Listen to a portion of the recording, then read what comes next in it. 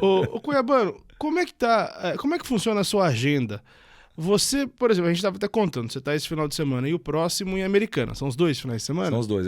Dia 5 agora eu tenho rodeio em Santa Terezinha de Goiás. Eu faço uma operação só de um dia. Faço o rodeio lá e no dia 6 eu começo a Americana, vai até 8. 8 Aí, eu acho que é hoje quando tá passando a entrevista, o domingo. domingo hoje, que é o dia da família. E aí já tem a segunda semana, que aí dia 10 tem o lançamento do Rio Preto Country Blues, do rodeio do Paulo Emílio, que é em julho, que é um grande rodeio também. E depois tem um arraiá da Gracinha Caiado, que eu vou apresentar lá Você no vai fazer? Palácio, em Goiás, com um monte de prefeito e personalidades da política, um arraiá do bem, que eles estão fazendo dia 6, 7 e 8 no Serra Dourada. Hoje, dia 8, termina, então, né, vamos dizer assim. E aí eu não tinha essa data, mas enfim, é um arraiá tudo solidário, 1 quilo de alimento para ajudar as pessoas, o arraiá do governo do estado, e vai ter o arraiá da Gracinha lá no Palácio também, que eu vou apresentar, e depois já cai de novo. Dia 13 Americana, vai até a 15, depois já emenda Capinópolis, Minas, depois vou para Conceição do Mato Dentro, lá na Serra do Cipó. Mas você programa essa agenda o que já no final do ano anterior ou não? Vão me ligando, eu vou matando, eu vou fechando. E tromba muita data, eu fico quase louco. Porque tromba muita data, às Porque vezes... é basicamente de março a novembro, é isso? É isso.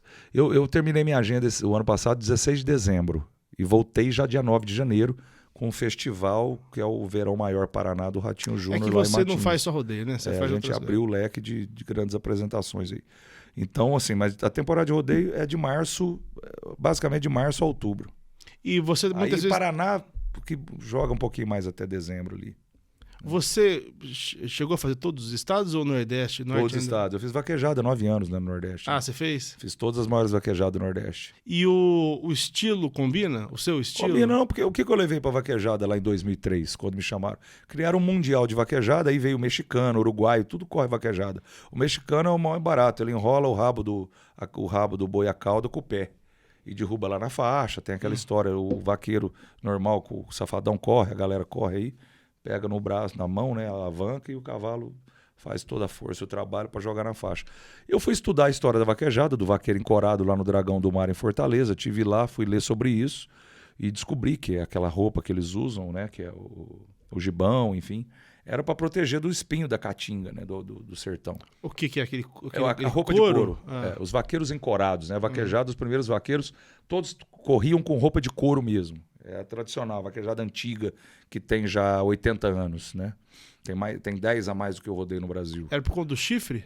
Não, é por conta da vegetação. Ah, tá.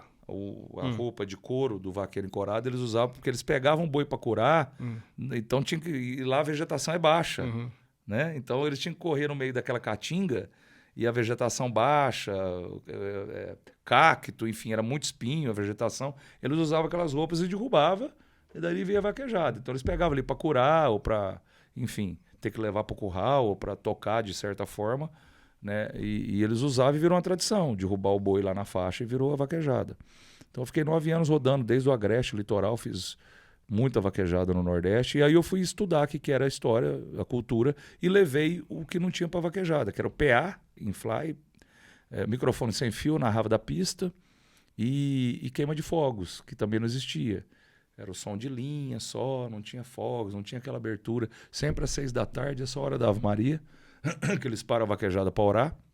E é uma tradição muito bonita e muito importante, que também movimenta muito dinheiro no ramo do comércio do quarto de milha. Você tem acompanhado aí, ultimamente um monte de artista amigo nosso envolvido nisso.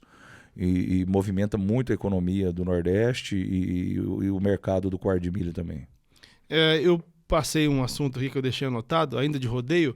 Você já montou ou algum boi já te acertou? A boi já acertou, pega mesmo, assim, mas nunca de atropelar, não, mas de passar um susto, meio dar uma cutucadinha, mas nunca montei. Meu filho que gosta de montar, monta escondido, mas monta.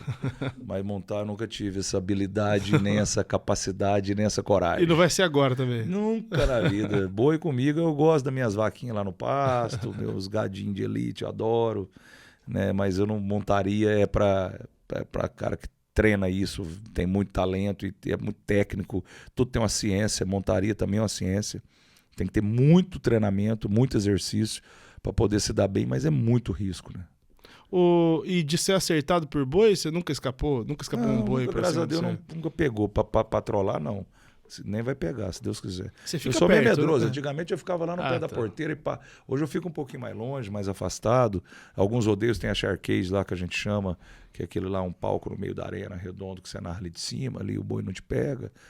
O negócio ali é comunicar. Na hora do esporte, você foca no esporte. Na hora de levar a motivação ou numa abertura, valorizar o prefeito, o presidente, o agro, aí você usa isso nos momentos que tem que ser feito. Na hora da montaria, joga a montaria, narra a montaria e foi. E depois vai para o palco e aí você tem mais tempo para fazer o que você precisa.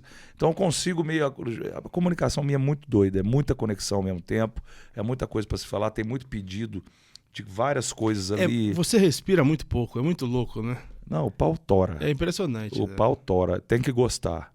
Tem que gostar e tem que aguentar engolir sapo. Tem que aguentar, às vezes, má educação dos outros, que ainda existe. Tem que aguentar, Bêbado. às vezes, falta de respeito.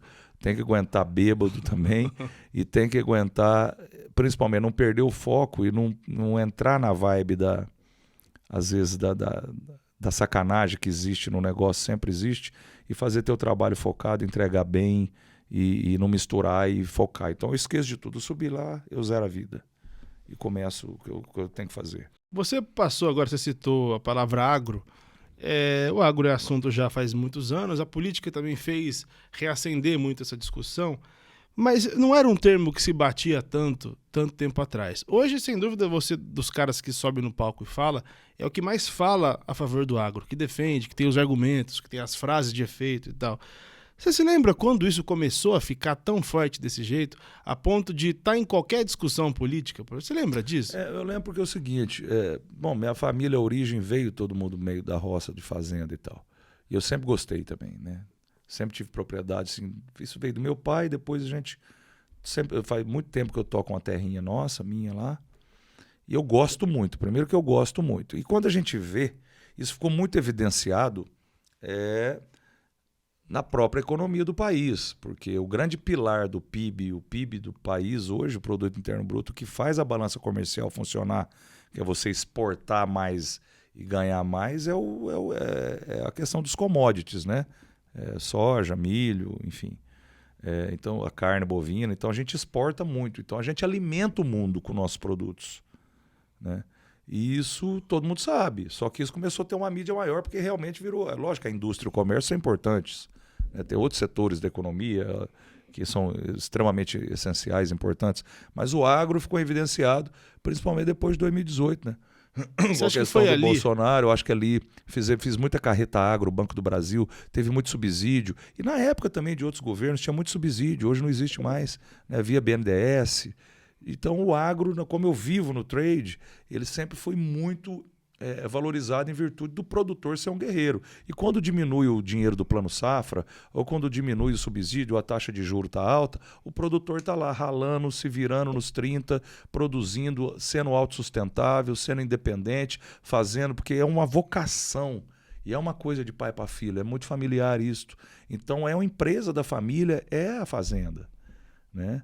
E aí vem a questão do meio ambiente, todo mundo bate no agronegócio, bate na questão ambiental, nós estamos 60% de cobertura vegetal, quem mais preserva é quem está no campo, quem está na cidade, quem não está nem aí, entendeu? Não sabe o que é reciclar lixo, não tem água, não tem esgoto, céu aberto, não tem. Então, assim, é um monte de problema que o povo acha que está no agro, e no agro está a solução.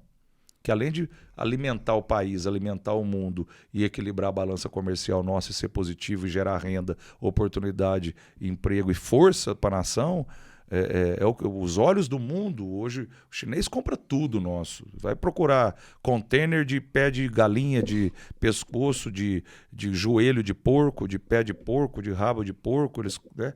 Você não acha. Açúcar.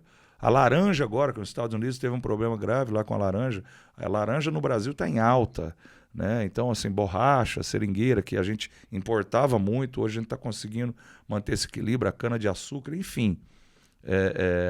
O Brasil está muito bem e eu acredito que essa onda realmente da força de valorizar o agro veio com a administração da direita no Brasil.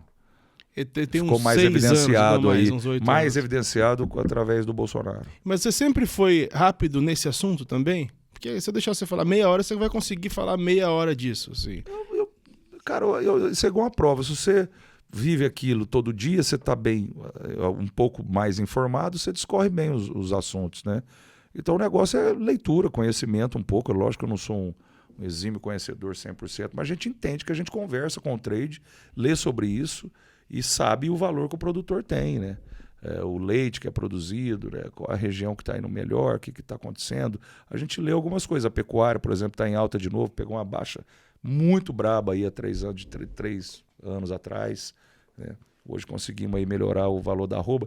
E assim, e a carne, o valor da arroba, porque produzir, a terminação de um boi é muito difícil, demora demais. Custa muito caro para o produtor. E quando a arroba estava em baixa, aí, acabando com o produtor rural aí que cria arroba, né? Que produz carne bovina, proteína animal, a carne não abaixou lá no açougue, né? Na ponta. Então é muito difícil você achar esse ponto de equilíbrio. O país tem muito imposto, cara. O que ferra o Brasil é esse tanto de imposto.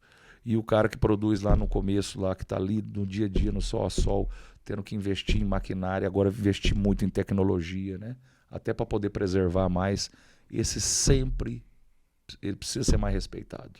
Porque o que chega na tua mesa saiu de algum lugar. A roupa que está vestindo, o algodão, saiu dali. Então é tudo, né? Tudo vem do agro. Então é muito importante a gente ter essa atenção e respeitar o produtor rural, né? Parar de falar besteira por aí, igual alguns falam muita coisa que não tem nada a ver, né? Até de trabalho escravo vieram falar e encher o saco do Leonardo, me ajuda, né? E deu problema, pelo né? amor de Deus, né? Pô, o Leonardo é o cara mais ponta firme com essas coisas. Então é um absurdo, cara. Então, hoje o produtor, hoje a mão de obra na roça é a mais difícil. Porque todo mundo, os filhos, vai para a cidade estudar. Tem uma dificuldade de você ter aquele cara tradicional de roça. Você vai contratar um gerente, você tem que quase pegar um cara de mercado que nunca foi de roça para administrar a finança. Hoje você pega os grandes frigoríficos, as grandes unidades, aí, as plantas de frigoríficos, grandes empresas, tudo é gente de mercado trabalhando, muito forte. E aquele cara que é produtor rural, que planta também, ou então um pequeno e médio produtor, ou agricultura familiar, ainda está muito difícil, a mão de obra não é fácil. E por isso que a agricultura familiar é muito importante para o país, que é a própria família que cuida, né? Planta, colhe. Então, isso movimenta muito e ajuda muito o país na questão da produção de alimento. Ô, Cuiabano, a gente falou muito assunto sério, eu queria só resgatar... Vamos começar a fazer sacanagem? Tem bebida alcoólica aqui. Tem o duplo malte ali, na nossa geladeirinha da live ali. Que Opa! Fizemos muita propaganda. Duplo malte é boa, mas hoje, segunda, hoje nós estamos gravando de segunda, hoje não dá. Você vai para Barretos hoje ainda? Vamos pegar trecho. Essa semana o bicho pega.